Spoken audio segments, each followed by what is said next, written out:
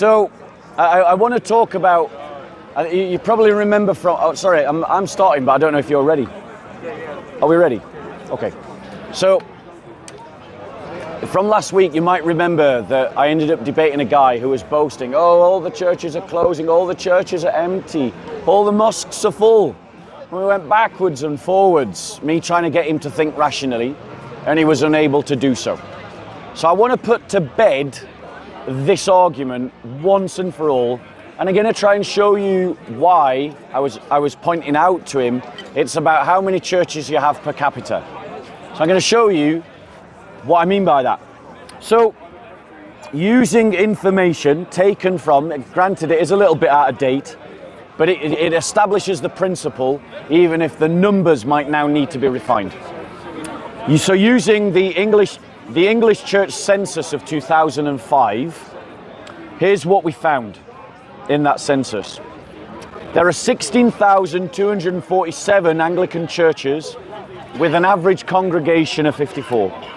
There are 5,999 Methodist churches with an average congregation of 48. There are 3,656 Roman Catholic churches with an average congregation of 244. There are 2,386 Baptist churches with an average congregation of 107. There are 2,281 independent churches with an average congregation of 84. There are 2,227 Pentecostal churches with an average congregation of 129. There were 1,470 United Reformed churches with an average congregation of 48.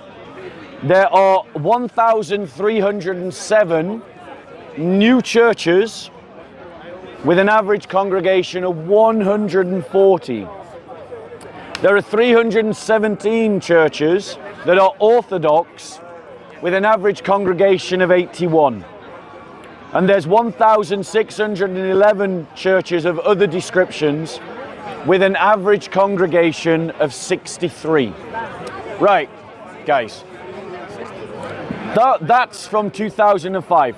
So taking those average numbers, what do we get when we add up the numbers of average congregants to the average churches?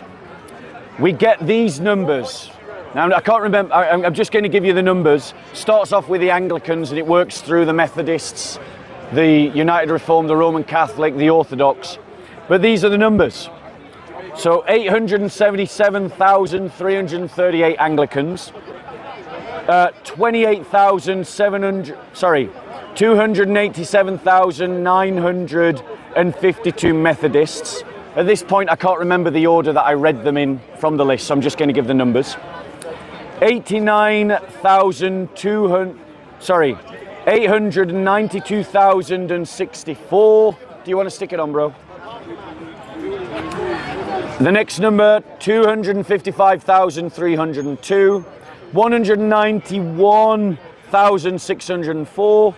287,283, 70,560, which I believe is probably the Orthodox there, 182,980, 25,677, no, that's the Orthodox, and then 101,493 of the average numbers of the average congregations split amongst them a number of different denominations, which gives us a total number of 3,172,253. Right? That's the number that we're talking about. Now you remember that Muslims keep saying, oh, your churches are empty, your churches are empty, your churches are empty. And I keep saying, yes, it's because we have too many churches. So now that I've established from the church survey how many churches we have, what's their average congregation, and I've totaled up all of the average congregations of each denomination and added all the average congregations together to give me a sum total, I'm now going to take that sum total and divide it by how many mosques we have in the country, right? Now, depending on who you talk to,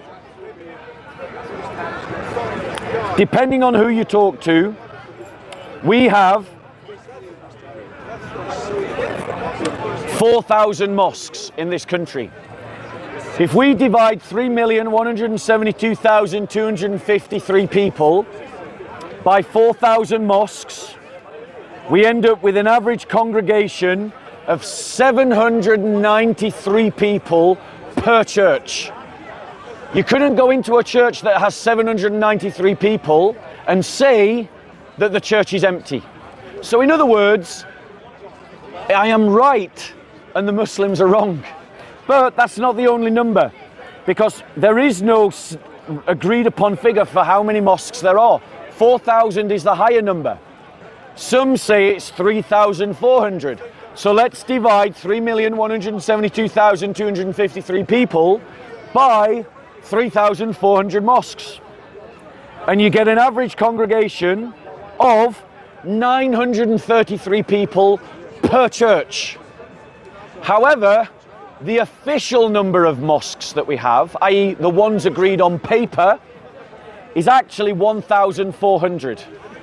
So if we divide 3,172,253 Christians by the official number of mosques, which is 1,400, every single congregation would have 2,265 people inside of it. So Muslims, this lie that you tell yourselves is based on the lies of statistics. Because if we had the same number of churches that you do of mosques, every church would be full, just like every mosque is full. The reason why your mosques are full is because you have so few of them. The reason why our churches are empty is because we have so many of them. Now, ladies and gentlemen, now that I've debunked that silly, stupid argument that Muslims make here in the park, using official stats collected by actual research groups, now let me address the Christians. Which do you think as a congregation you can do more with? An average congregation of 48 or an average congregation of 900? How do you think you can do more in society and pack a bigger punch? By having more buildings and fewer people to maintain those buildings, or having fewer buildings and having more buildings having more people in each one of those buildings? Which way of organizing the church would help the church to have a bigger impact in our society? Let's be clear. The reason why so many congregations are struggling is because there's too few people trying to keep an expensive building open.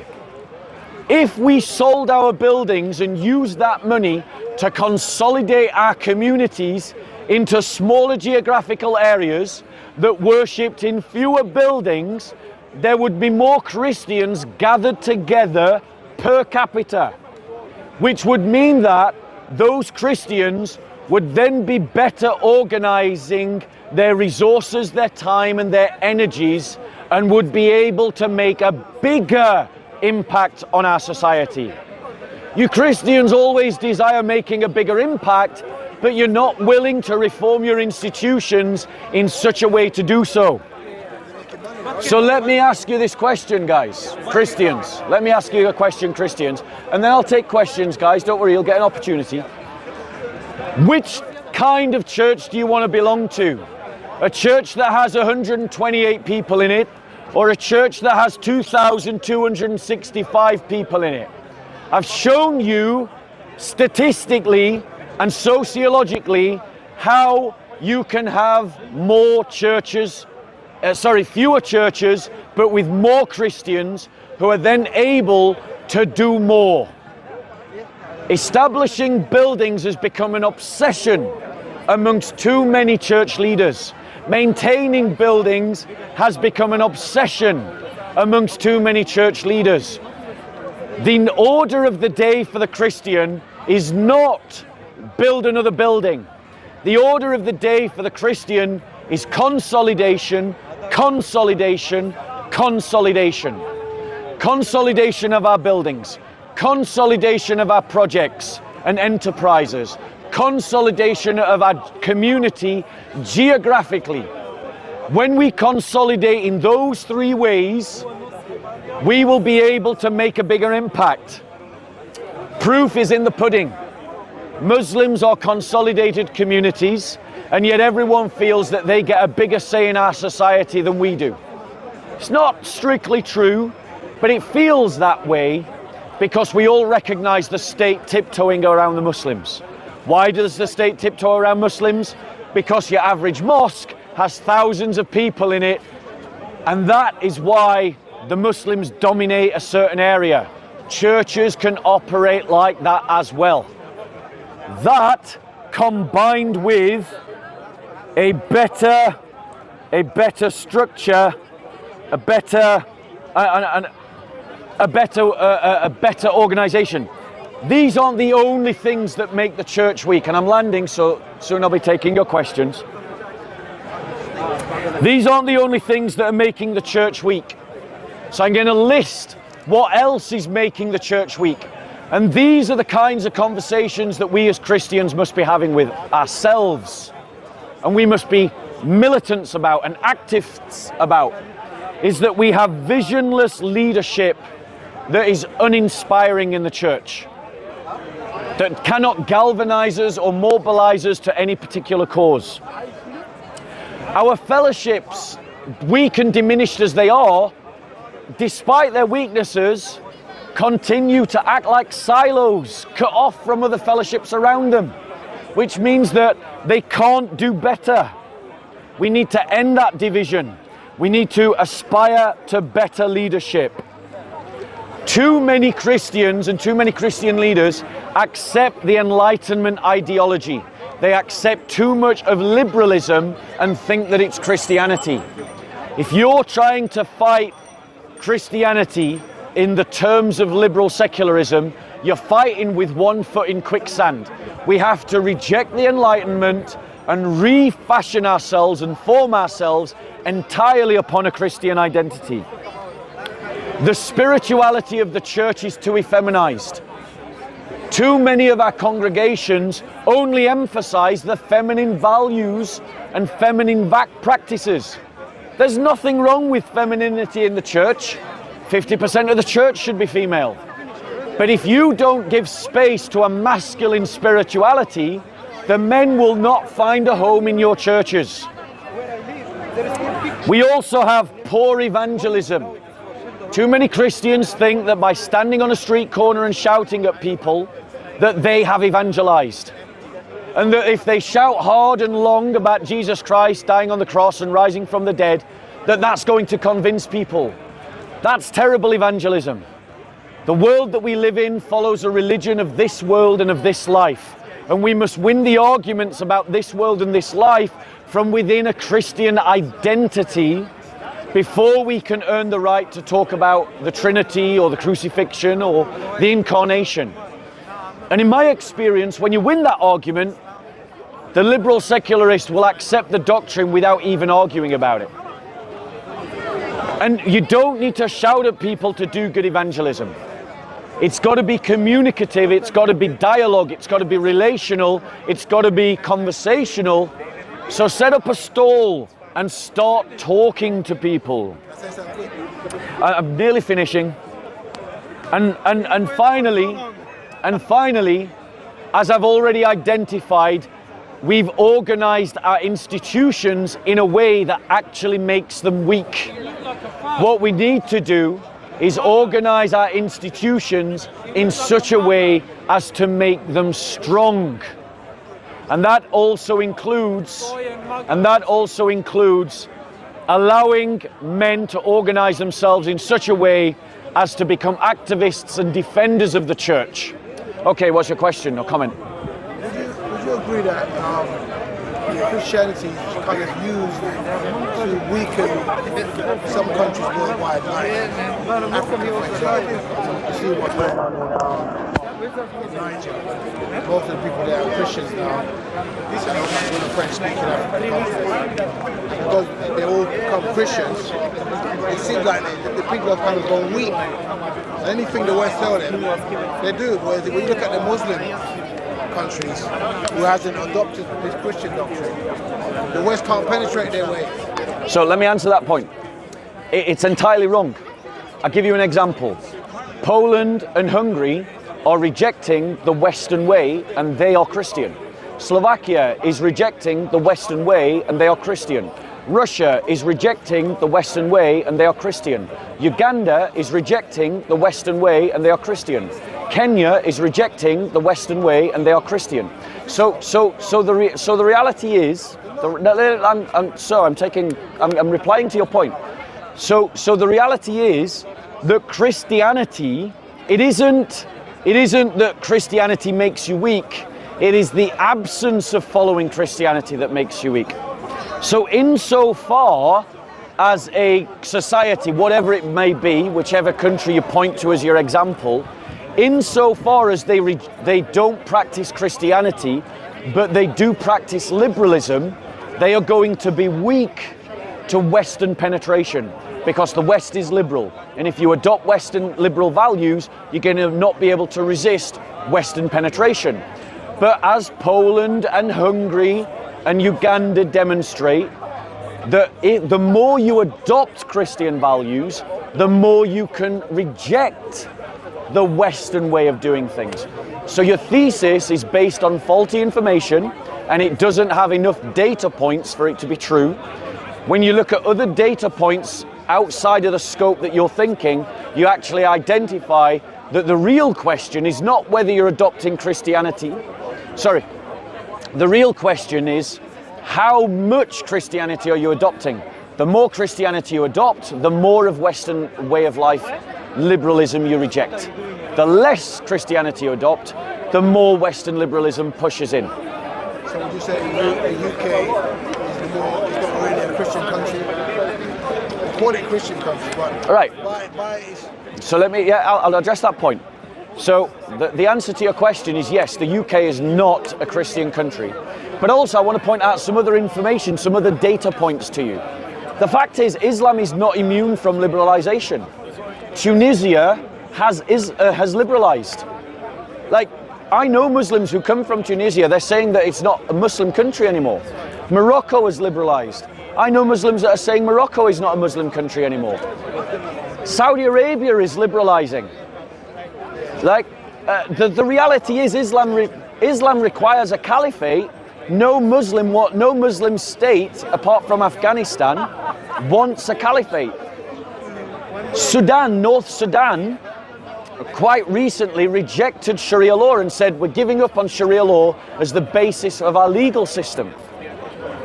So the reality is, bro, that the narrative that the Muslims spin is a false one. That actually Muslim societies are being penetrated by liberalism as we speak. Okay, look at Dubai, another example.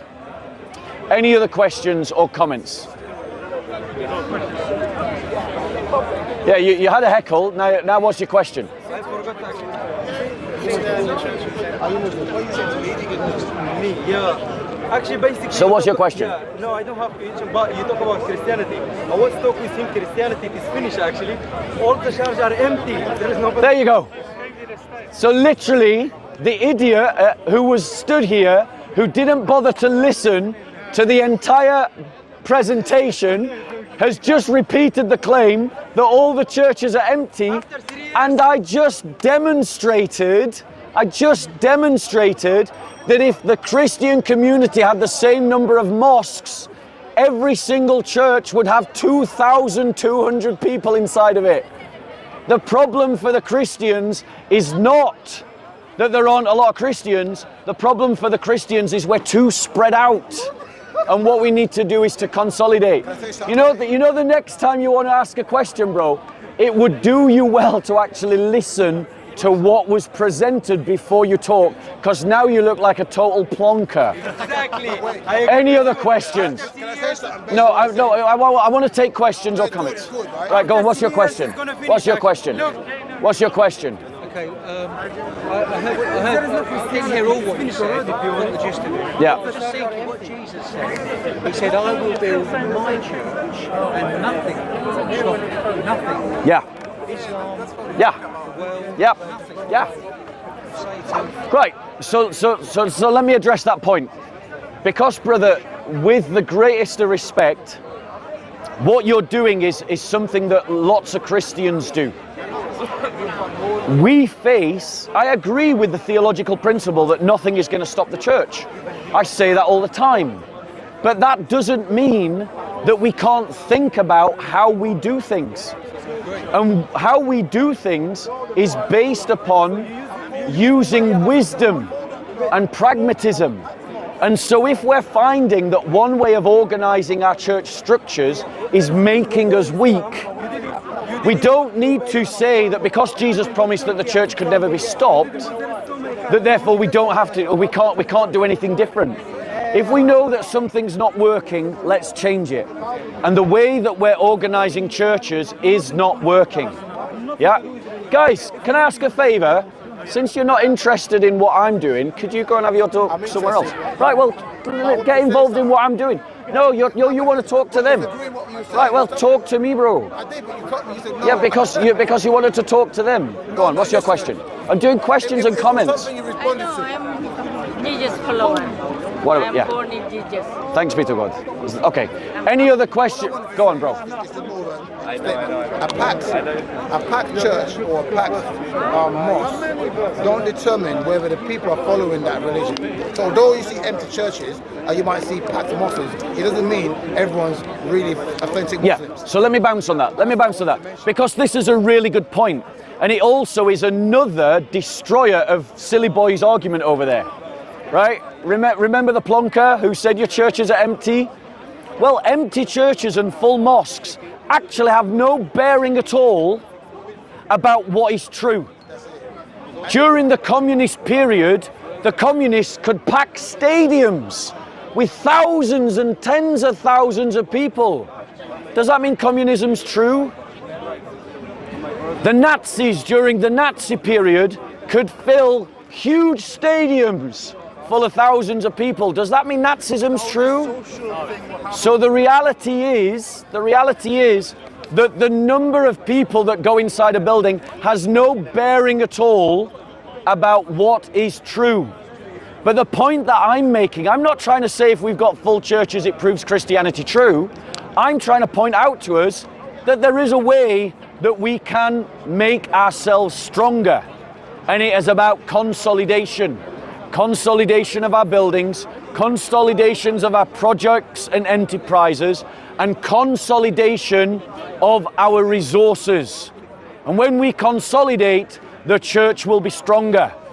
But the problem with the church is we have too many leaders who each want to be their own pope and each want to have their own building. And then what they do is they spread the church out more and more and more. And then they want to silo the church in such a way as that their little congregation only does its little congregational things. That is what is killing the church. We need to break down the barriers that divide us. We need to find ways to work together. We're not going to agree about everything, so let's unite on causes as opposed to trying to unite on doctrinal statements. Any other questions? Now, bro, if you want to ask a question or make a statement, this is your opportunity. Don't interrupt me or I'll just not take any questions from you. Would you like to say something now? Okay, go on, yeah. I agree with a lot of what you said. I'm a Christian, okay, so I have no problem with this. My question to you would be, is there not an argument, and I get what you said about consolidation, I'm a pastor, Yeah. anyway, and I get what you said about working together, I'm a pastor, Yeah. I believe that. But is there not an argument here to say, actually, things are not going to get better through consolidation, they're going to get worse over time? in the sense there's a theological argument that says this world is ending, it's getting worse, Yep. it'll go to decline, Yep. and Christians will become marginalised. So how do you then counter that argument? Because I think that's really quite key within the churches. Great. I think the other aspect of that is about truth, and consolidation needs to be around truth. I do not want to consolidate with people who are, I believe, to be out-and-out heretics and liars. I really don't want to do that because in the sense of having people who lead us who don't believe what they say, who, if they do believe what they say, it's not the gospel. So so let me reply to that. So the brother is right. This is the instinctive default go-to way of thinking about things, and particularly of pastors, because obviously as pastors they're trained in theology. So their instinct is whenever they're confronted by data and information, they try to think about it theologically. So my counter to your position is in two ways. Firstly, not every question needs a theological answer. The argument that I'm making is a sociological one. Christians are too spread out in too many buildings, and that is what dilutes their influence, power and authority in society. It's what dilutes their evangelism. It's what dilutes their ability to do good works and have a meaningful, transformative impact in the world around them. So the way to deal with that, since the problem is sociological, is with a sociological answer, which is about consolidation. Now I'm going to address all the points that you've made. The second, and then I'll come to you, the second point that I would make is that I actually disagree with your theological assertion that the Bible lays out one course for the future in which things get worse. I do agree that that narrative is there and it is biblical. But actually, in my reading of Scripture, there's two possibilities. One in which the church does terrible at the Great Commission, everything goes to shit, then our Lord returns and conquers the world. But there's another future that you could also see in Scripture in which the church does well at its commission and Christ returns not needing to conquer, but returns to a world that is already largely conquered for him, and he just mops up the rest. So this would be pretty much millennials. Yeah. And my final point is this. Of course, truth is a point around which we should unify. But my argument to those who make that argument is that I think that they are too broad in trying to be too narrow about the truth. They try to pin down every little last thing. And that's why Protestant churches fragment at the drop of a hat, because they fall out about this tiny thing or that tiny thing. The reality is there are certain core issues that decide whether you're a Christian or not, and we should unite around those, but everything else we should deal with in charity, and for the sake of the gains that we should make, the unity is an essential part of the truth. The unity outweighs uniting with people with whom we might disagree with on secondary, tertiary, or other non-core issues. So that would be how I would address that argument. Thank you very much, Pastor. Let me go on. You had a point? Okay, I'm afraid I can't agree with you where you say that all the churches should unite and join together. It's like putting one bad apple amongst a load of good apples. Say, for example, one bad apple will contaminate all the other apples. So, let's quickly go. When it was the church as one, there were 5 popes around the provinces. There were 5 popes. First among You're essentially making the Orthodox argument. You're saying that the Orthodox Church is true. Let me done it, let me done it. Yeah, please come to a question. Yeah, go on. Because it winds me up this. So, then there were first among. Bro, I've got a degree in religious studies. You don't need to teach me the history. I know the history of the Orthodox Church. That's fine.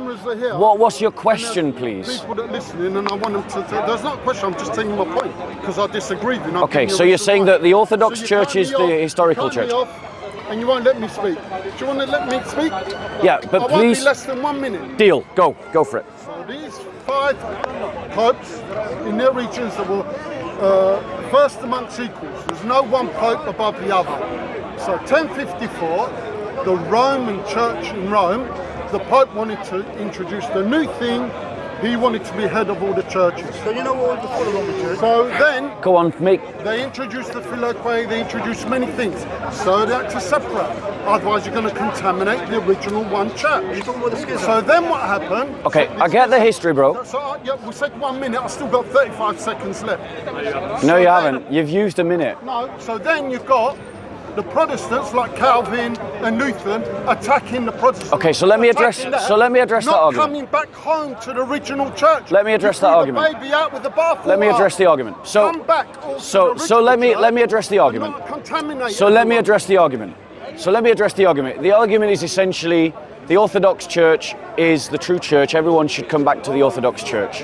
Right. I fully accept that I can't convince hardline Orthodox to unite with others that aren't Orthodox. And I fully accept that I can't convince hardline Roman Catholics to unite with others that aren't Roman Catholic. And same with Presbyterians and same with evangelicals. So I say to you people, great, fine. You don't want to unite with other Christians. You can still take what I've said about consolidation and just apply it to your own church. So in other words, if you want an Orthodox colony, do it, because an Orthodox colony would still be a stronger, more potent Orthodox church than an Orthodox church that's scattered around the country.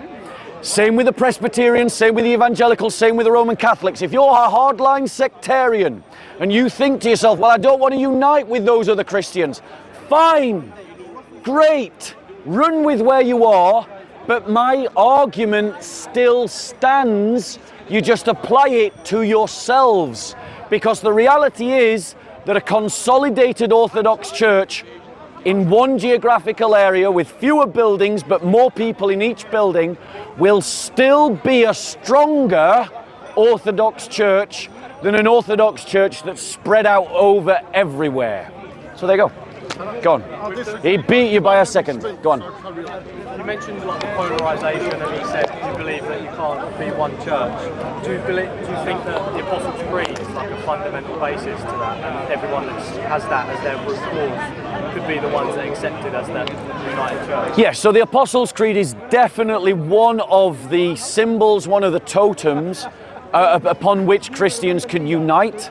But I would offer the Nicene-Constantinopolitan Creed as a better creed of unity, because the Apostolic Creed, whilst it is a valid creed, it doesn't go into enough detail, whereas the Nicene-Constantinopolitan Creed does. I'll do two things at the same time. The schism happened before the Roman Church was fully founded. You do know that, don't you? By the Greeks, who originally changed. If you guys are going to have a debate. No. I'm doing yours, and also. So ask me a question, bro, because the thing is, he's just going to want to respond to you. I'm not having a. No, I'm just. Ask me a question. You're a priest, did you say? He's a pastor. Pastor, yeah. To get more people in the church, it's not about the church, it's about getting more younger white males into it, because there's a lot of broken young white males who, and also social on TV and adverts and movies. So, and can I? Okay. No, let me finish. It's not the church's fault, it's just the TV is just terrible these days. There's so much filth on TV, music videos, and they're socially bound to all these pressures they have because, you know, bad TV. Okay, so Like, for example, wait. I don't need an example. I get your argument. get more people in the church. You need to start the young males first to get them Okay, back in. so 90% of the people that tune in to watch my videos are all men. Look around you. Who's listening to me? Men. Now look at how many young people are listening to me. This in some ways is actually kind of... Uncle. Like, no, let me finish, bro. The reality is that the kind of muscular Christianity that I teach, the kind of muscular Christianity that I stand for, the kind of muscular Christianity that I proselytize, let me deal with your point. It is speaking to young men, and it is speaking to men generally. The reason why men are missing from the church is because we've created a church that is too feminine, where masculine energy can't find a home, and where we don't cultivate brotherhood amongst men. And what we need to do is cultivate a more muscular spirituality in which men are encouraged to have brotherhood amongst themselves, and that masculine energy can find a home, and that means things like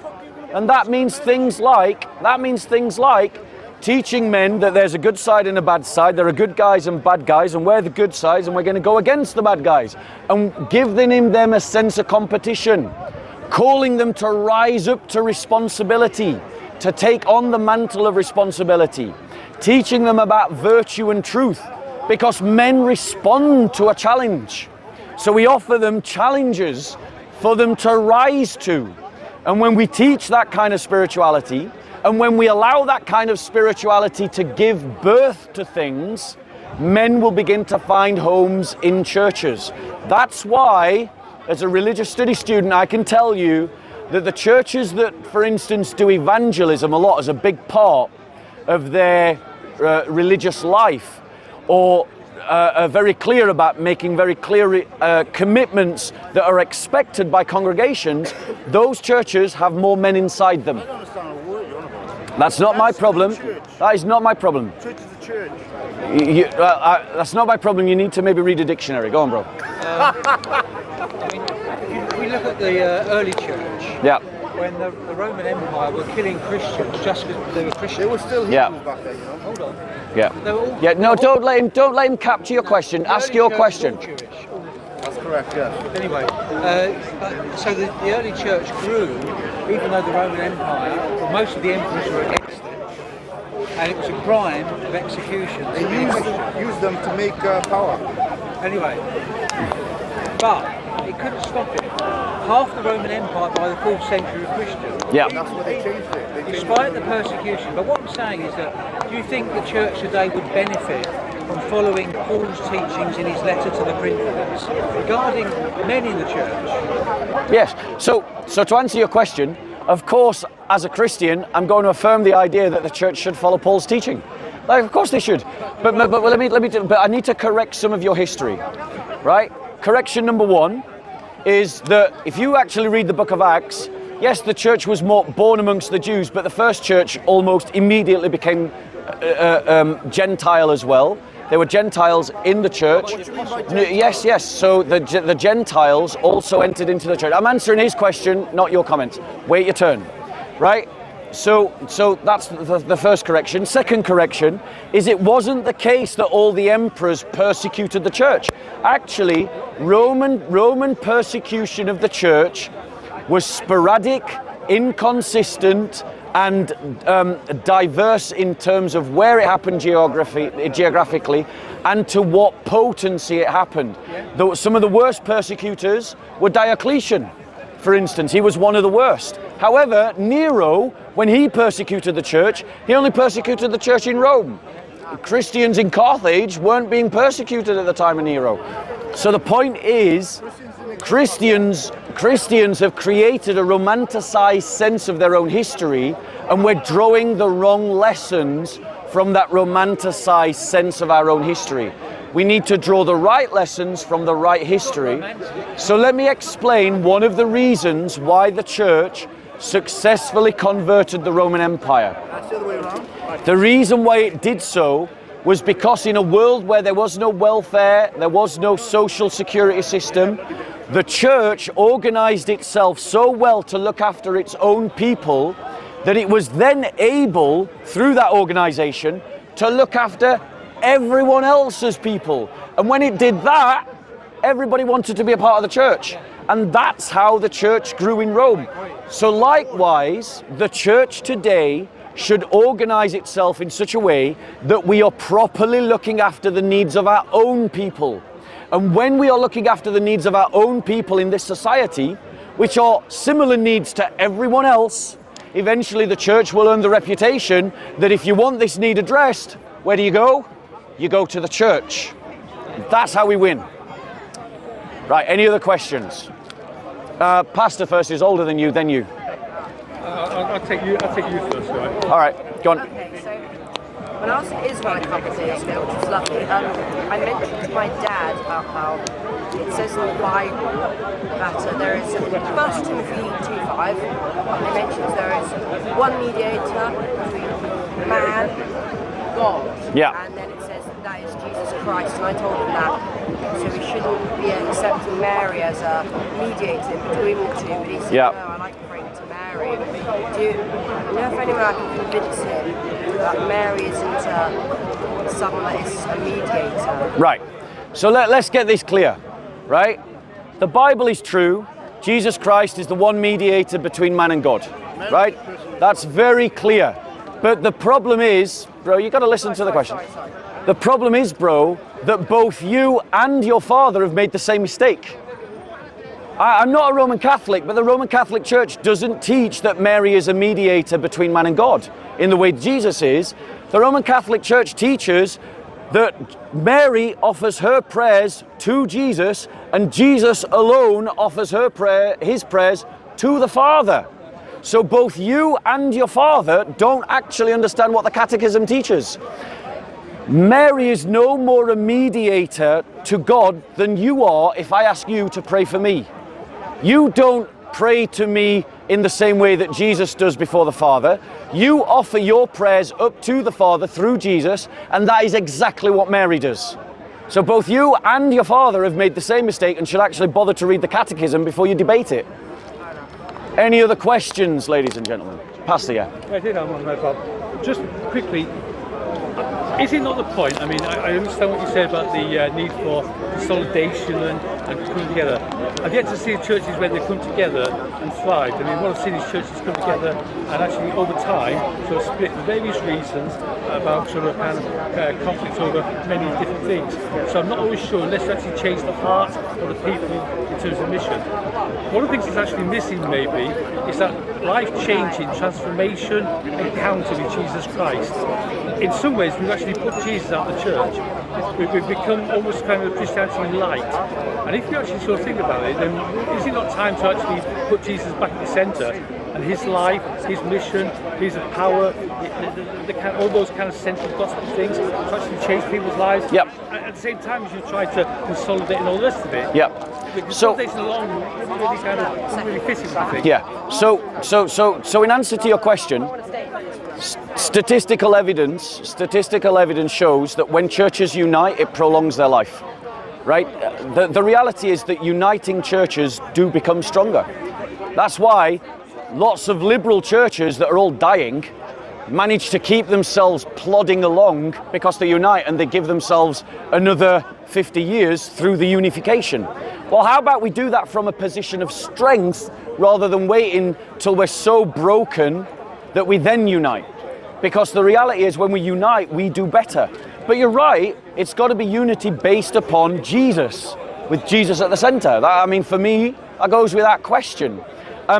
But the reality is that the thing that causes churches to split, and it's a particular ailment of the Reformed churches, is they try to define every dogma and doctrine too narrowly. And they don't actually understand that part of what it means to be a Christian is to greet your brother with charity, remembering that love covers a multitude of sins. And so that even if your brother has the wrong idea on some secondary or tertiary issue, you don't need to start a new church. You just meet, even if you can't agree, you live together in love. And that's what's missing from Protestant churches. That's why they fragment.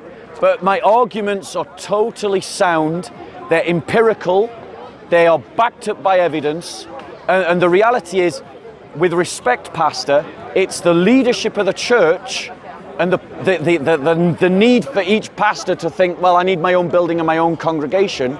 You don't know me as a pastor? No, I'm not. I'm speaking generically of pastors, rather than saying, why don't we have 10, 15 pastors all working together, running a church of 2,000 people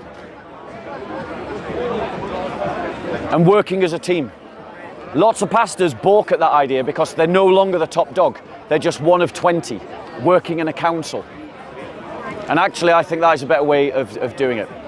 Any other questions or comments? Go on, bro. Okay, so basically, I asked Lamin earlier if he has a question. The laminator. And he said that, Bob, that you're a coward, that you'd run from it. Is this true? Right. So the reason why I don't debate Lamin is because the reason why I don't debate Lamin is because I find him to be a bit of a troll, and I also he owes me about £1,000. And because he owes me £1,000, until he pays up, I'm not going to do it. Because we made a verbal agreement that if I debated him on 2 occasions, he would pay me for the debate. Right? And for answering a question. And I answered the question, and I debated him, and he refused to pay. So he's not a man of his word, and for that reason, I have no interest in giving him time. Yeah. Yeah. If he asked me a question here, yes. But the problem is, bro, he will use that as an opportunity to try and hijack. Yeah. His question anyway was in where Jesus said... Yes, you're right, bro. Thank you very much. There's my witness. A witness who saw it. Anyway, guys, let's not let Lamin try to hijack this. Any other questions or comments? Any other questions or comments? You've asked a question. Any other questions or comments, guys? I'm a Christian. I'm doing a Q&A on Christianity. So it's any questions, any comments about Christianity, and then I respond to them. You've asked a question. Let someone else ask a question. Any other questions, ladies and gentlemen? Go on, bro. Why did Jesus have to be sacrificed? Right. So the reason why Jesus had to be sacrificed, specifically to that question, why do Christians believe that Jesus sacrificed himself? And it's really important that we make that distinction. We're not saying someone else sacrificed Jesus. We're saying Jesus sacrificed himself in the same way that we might say a Marine sacrifices himself when he jumps on a grenade to save the rest of his platoon. That's more analogous to what Christians are saying when we say Jesus sacrificed. But why? The reason is that God created us, and because God created us, we owe God one holy life. Right, guys, I'm going to move the whole conversation 10 paces that way. Please come and join me. Yeah, sure. Can I ask the question now, Bob? No, I'm dealing with this guy's question, and then that lady's, and then you. Yeah. Right. There's a lamb you're moving. Yeah, peace with you, bro. Yeah, I've got a card. So in answer to the question, who asked you asked the question? So why do Christians, we owe God one holy life because God created us, right? No one has ever paid God what they owe him. So Christ comes and he pays that debt. He offers that one holy life that we all owe. But because he is not just a human being, he's a divine human being, his one holy life is equal to all of our lives. And so he pays the debt for everyone that accepts it. But more than that, because we haven't paid God the debt that we owe him, we suffer under a curse. And that curse must be paid, which is death.